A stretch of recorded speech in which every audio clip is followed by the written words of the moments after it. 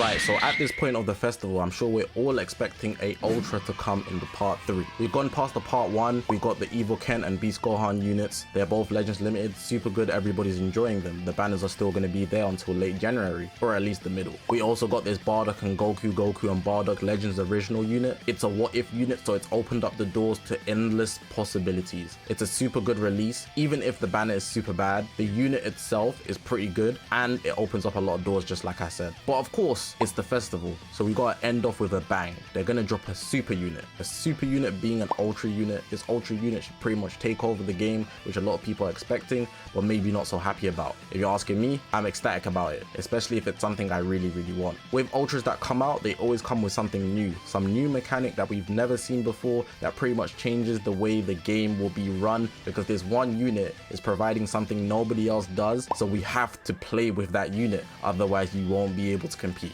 In this video, whether they're broken or not, we're going to be going into some mechanics that could possibly come on certain ultra characters. I think it's just an interesting thing to do, not to say that any of these ultras are actually going to be coming, but just listing a couple characters that could be of ultra value that would come with a unique mechanic that we could see in Dragon Ball Legends. Let's get into the video. So this first gauge here, I'm taking some of them from comment sections of our old video, so maybe you made the video, maybe you didn't. Goku mentioned one that said super armor, and with this what I was thinking is that they would take the indestructible mechanic that we have on Bardock and Goku and Bardock, but they put it on a gauge. So similar to how a lot of gauges you can maybe charge up, you can use strikes, you can empty them, right? If you empty this gauge using a green card, you get indestructible for maybe 5 time accounts, and it can be done multiple times in a game, maybe 3 times at max. A unit that could take something like this would be Final Form Cooler. I'm sure you guys have seen the literal moment where he literally goes through the Kamehameha like it's nothing. He just comes out of it. I think that would be super insane if you have the indestructible set so that you can't be killed for those 5 time accounts that you've popped it. It could be super OP, but it could only be used 3 times or 2 times maybe at max, because this could be insane but super game changing. The simple fact that you can't be killed during that time period, so if someone rushes you, you pop the green card, your gauge is emptied, all of a sudden you're indestructible. If you could activate it at will, I think a lot of people will start respecting indestructible, because at that point it's not just a one-time thing that happens when you're in like a life or death situation. And even with Bardock and Goku, you can kind of get over it if you simply know that the indestructible is going to kick in, because it doesn't take your main ability and it doesn't take your rise and rush. You can prepare to actually counter it. But with this, you can activate it whenever you want and you can use it to get over your opponent. But of course, you have to be ready for what your enemy is going to do at the same time. So it would really lead to more technical plays, but it is a very defensive gauge, but you could use it offensively as well, especially if you're in a position to maybe get hit with a blue card or an ultimate. You feel you might lose a time those taps or something like that, you pop the green just in case and then you go into aggress. It could work very well in your favor, but it's all down to the player at the end of the day. This next one here, kind of thought about it by myself, but I'm going to call it a conditional gauge. So this one might be more gimmicky, but for an ultra it could be good, and I feel like the ultras that could use this would be Cell, Frieza or Boo. The reason why I've chosen them is because they have multiple transformations. Those multiple transformations can make the unit super good, but you could also apply this to Goku. You know that moment when he went Super Saiyan 3 and he's like, this is a Super Saiyan, then this is a Super Saiyan ascended past the Super Saiyan, but you can just call it Super Saiyan 2. Then he went Super Saiyan 3, which is super cool, right? But why I'm calling this a conditional gauge, a unit that can be compared to this unit would be Captain Ginyu that revives into Goku Ginyu. So what I'm looking at here is that when those conditions are filled, the gauge would fill just a tiny bit. So maybe just to transform into a Super Saiyan, it takes just one thing to be applied, the gauge will fill, and then the transformation would happen. The second one, you obviously have to go 2 things, then after those 2 conditions are met, the Super Saiyan 2 comes out. Then after the next 3 things, so in total, it would be 6 things that you have to complete, you then get the Super Saiyan 3. And the same thing if you was going from first form Frieza to final form Frieza, and the different types of Boos all the way to Kid Buu. Cell as well, same thing. But I think this would be super cool. It's a lot more gimmicky, but at the same time, if every unit was like a damage buff upgrade that cannot be cancelled, that would be super insane, especially leading towards, oh man, I'm fighting Boo and now he's at Kid Buu, this unit's super dangerous. Or I'm fighting Cell and he's at super perfect Cell now, oh I'm cooked, because he's going to become super OP at that point and it's going to be very hard to come over. But at the same time, the fact that there's multiple stages of transformations makes the PvP battle like super interesting. But yeah, that's number 2. I'm just going to call it the conditional gauge, taking what Captain Ginyu has, the revival. with how his revival only activates based on certain conditions being met. But in this case, you're doing it to benefit you, and it's not something that applies when you're losing the game and you have to hope that you've met all the conditions already.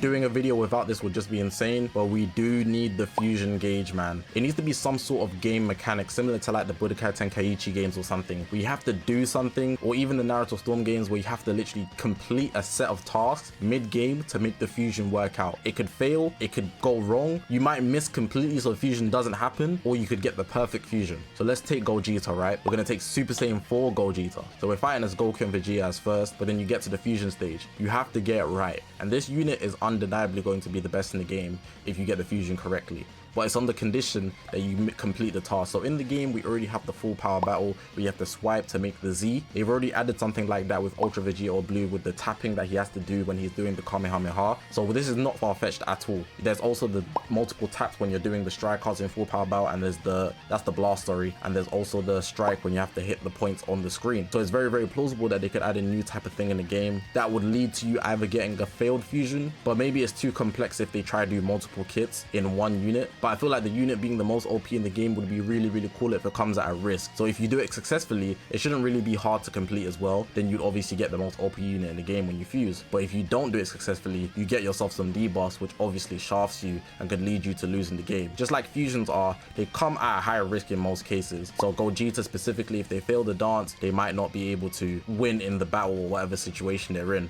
I can't really say the same for Vegito, but you know Vegito has his own setbacks with the fact that he can't use too much power at this point. So yeah, obviously it could be applied in different ways, but you guys get the idea. I think just the condition that they fuse, but then it could be failed as well, is super, super good. Also similar to Captain Ginyu failing his revival. We got this gauge here from Ray Striker, and what he says is when the gauge fills, you fill it up by doing cards, but when it fills, you'd be able to lock the enemy in for 15 timer counts. Now I think 15 timer counts is super ridiculous, right? But maybe if you would make it 5 or 7, you could force the enemy into a 1v1, which could be pretty cool. Similar to how Boo Bros have their prep time gauge, and once you get to Vegeta, it's a 1v1. I think that would be super cool. A unit that could have this would be Super Saiyan 3 Goku, and I think they could actually do a lot with this. So let's take Super Saiyan 3 Goku, right? And the reason I'm using him is because, one, Goku has instant transmission, right? So the instant transmission would be what would happen when the gauge empties, but I think it would have to be conditional. So if it's a green card, let's make it a grab. You know how Ultra Hits time skip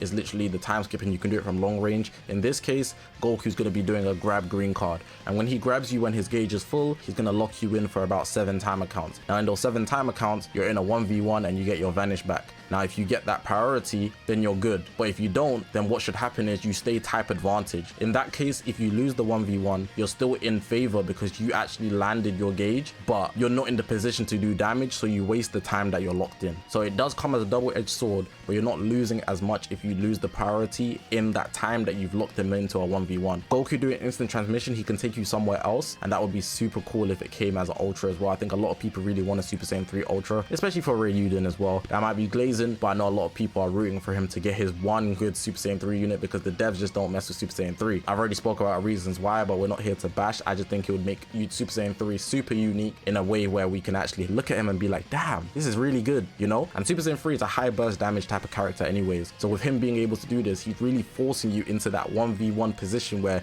cool, I got my power up, let's fight, you know? Nobody else is here, it's just us two, let's, you know what I'm saying?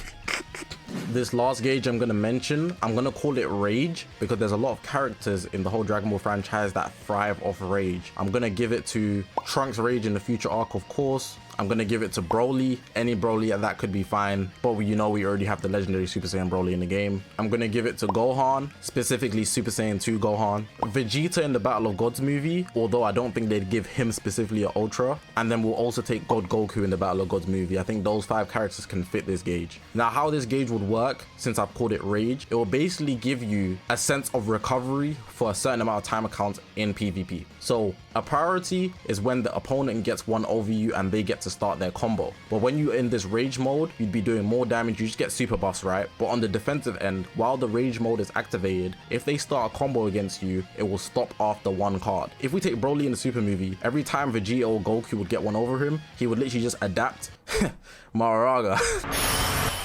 He would literally just adapt and then he'd get one over them again because he's in an angry state. He'd literally just devour one after. And a lot of characters in their rage state are able to do that. So, you know, similar to how Beast Gohan, the new one, or we can take the yellow Jiren that released in the anniversary. When you do a green card against them, you go into a stalemate position, right? You get knocked back. After the first attack that they do against you, if it's a strike or blast, or a green card that can usually be chained, it gets cut off. So you might take the damage, but it gets cut off after that one card. That way you can get back into fighting position because you're meant to be the one getting one over them. It's not necessarily a counter, but it stops it. So what I'm thinking is the gauge can be filled similar to just doing strike cards. It might take a lot more strike cards, but then after then you can activate it by doing a green card, or it activates automatically once you get your gauge filled. And for that period of time, they get a specific aura. So if Gohan's in Super Saiyan 2, you just see a lot more electricity signifying that he's in rage mode. Trunks, he could be in Super Saiyan alone, but when he goes into rage, you know how the form looks. The same thing with Vegeta, he goes into Super Saiyan 2 momentarily, and you could take Goku when he was like, I won't let you. I'm not gonna do the voice acting, but you know what I'm talking about.